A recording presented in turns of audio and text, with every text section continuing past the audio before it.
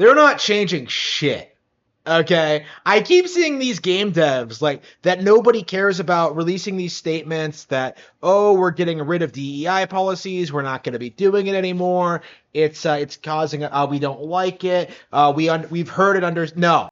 What they're doing is trying to force you into a false sense of complacency while they still utilize these policies anyway, right? Because they've reached the point over the past couple of years where these policies have become so toxic and so self-destructive that they have to publicly backtrack on it. And they keep releasing these statements. They keep saying all these things, but what's the end result, right? They're not producing good video games. They're not doing what they should be doing because they're not allowed to do what they should do. Okay, they're not hiring the best people, white men. They're not really thinking about how to actually make good games. And this is very clear and very obvious if you simply look at what these people are doing on Twitter and other social media platforms. Seeing how they complain about how people are angry at their behavior and how they treat their fans and how they go about their game design philosophies, right? Because at the end of the day, I think wokeness really is just a symptom as to what the actual problem is. These developers simply aren't capable of making a good game, even if they publicly disavow symptoms of the problem, like DEI and like woke culture, like rampant liberalism. Like the reality is the game devs do not have the capacity to sit down and really make a fun, engaging video game. They just can't do it. They won't commit the time. They won't commit the effort. They won't learn what people want. They can't innovate. And this is something that's been very self-evident for a long time now. If you're not a Nintendo fan, you haven't gotten anything new or interesting in over 25 years.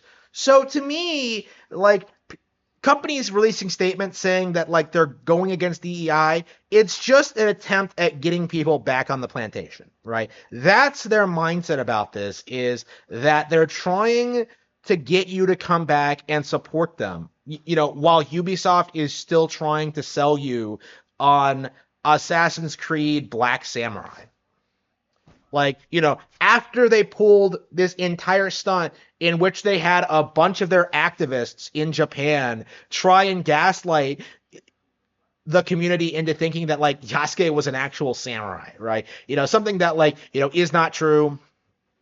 Nobody thinks, but it's been pushed into the mainstream anyway to try and push this agenda. Right? And Ubisoft tried to normalize it. And because they failed so hard, the public began to become aware of this kind of subversion of Japanese history. Now, the important thing we have to understand about the Yasuke thing is that this is not an isolated incident. Like, the only thing interesting about Yasuke is that this is about another culture. This is about Japanese history. This isn't American history. This isn't Western history. Like, they absolutely control the way that people see Western history, which is why you see the interpretation that white people are evil and that we came here and just like killed all the natives and then like stole their land, when that's not really what happened. You know what I mean? Like, it's just a justification to push their bizarre worldview.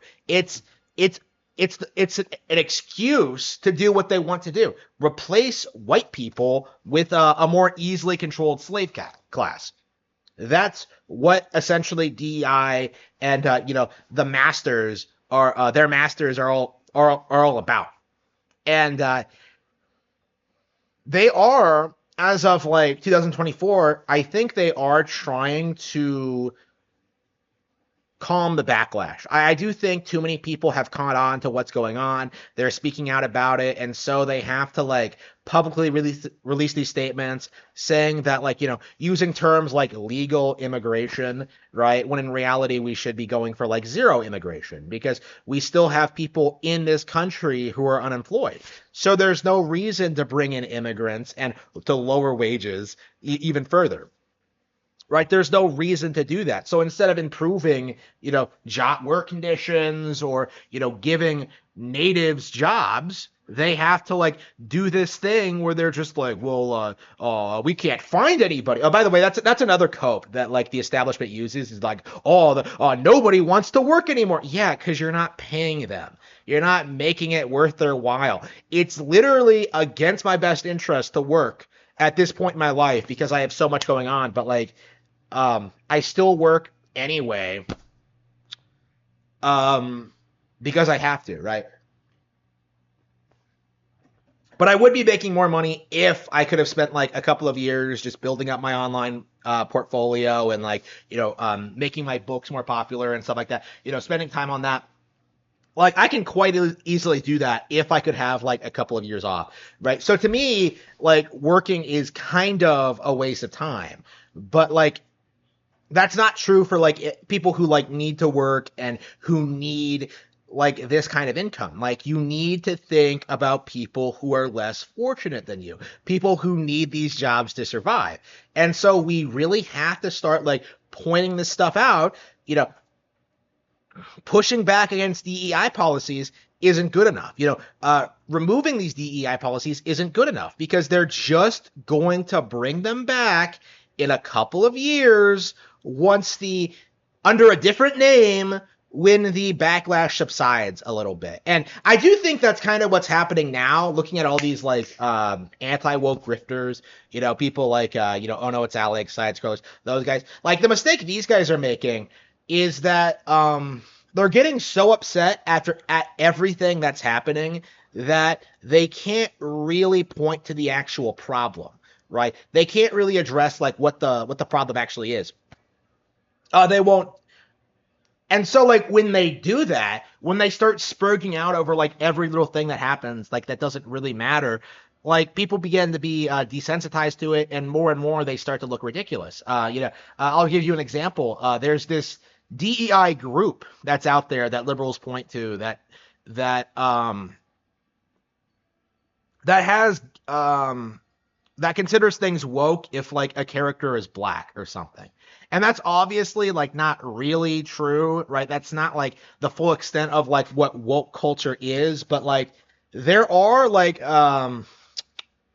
are attempts at like in the community to make like the anti-wokesters look ridiculous, right? And I'm not saying it's like actual people doing it. I think it's like psyops. I think it's like the establishment actively trying to make like the anti-woke community look terrible, right? But like the fact of the matter is it's only a matter of time until they find something that works, until they turn the general public away from anti-woke culture, because like it feels more and more as if these people will not like tolerate anything done for any reason. So instead of just like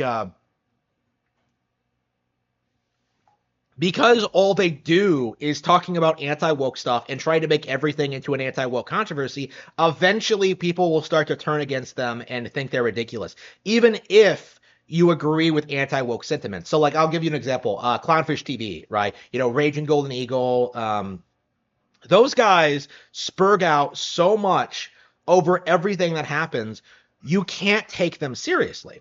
And as a result of that, if these people are the kind of people who are on like our side, pushing back against like, the games getting worse and entertainment getting worse, like you kind of lose track of the actual problem. And that's kind of my feeling on this. When I look at like the real problems with gaming, with manga, with like entertainment in general, like to me, the DEI stuff is just a piece of the problem, right? Like the core issue, I think, is that these people are more interested in pushing their weird fringe ideas onto people as opposed to making good games, right? They're not focused on making good content at all.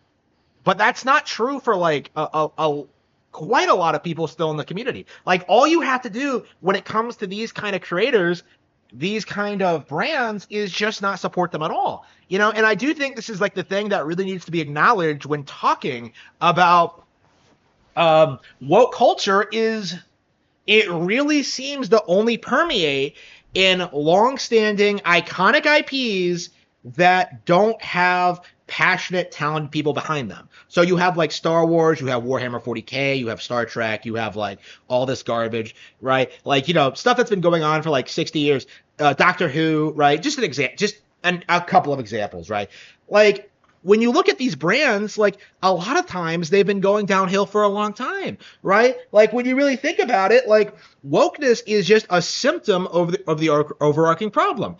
I think the core of the matter is that instead of creating fresh new ideas and new brands and coming up with new storylines and characters, they just rehash the same stuff we've been seeing for decades now.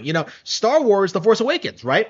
What's the core problem with that game, that movie? If you look at the the anti-woke community, they'll try and tell you it's because Disney is evil and that they're super communist and shit like that, which is true, right? That's technically true. But the fundamental problem with The Force Awakens is that it's just a stale rehash of A New Hope, right? That issue is a bigger problem than anything else that the movie does. And what Star Wars has done, it can't innovate. It can't do anything new because if they try, it would become unrecognizable and then nobody would want to go see it, right? Not that isn't happening anyway, but my point is, I think the anti-woke community really needs to more actively start thinking about what works about modern entertainment and what doesn't. Because this idea that they have that everything is just bad is just completely and utterly false, and we really need to start pushing back against this notion, especially when it comes to Nintendo games. But that also extends to modern film and TV. There are plenty of people who tell you that nothing gets made anymore, and that simply isn't true. And I think by openly talking about good creators, the ones that aren't getting promoted, the ones that aren't being shoved in our faces, you'll find a lot of good, interesting things out there. But we really do need to start acknowledging this fact that at the end of the day, this is entertainment.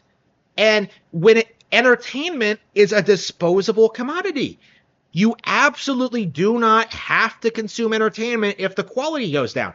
And I do think that's all you have to do when it comes to bad creative works, is just turn the screen off and do something else.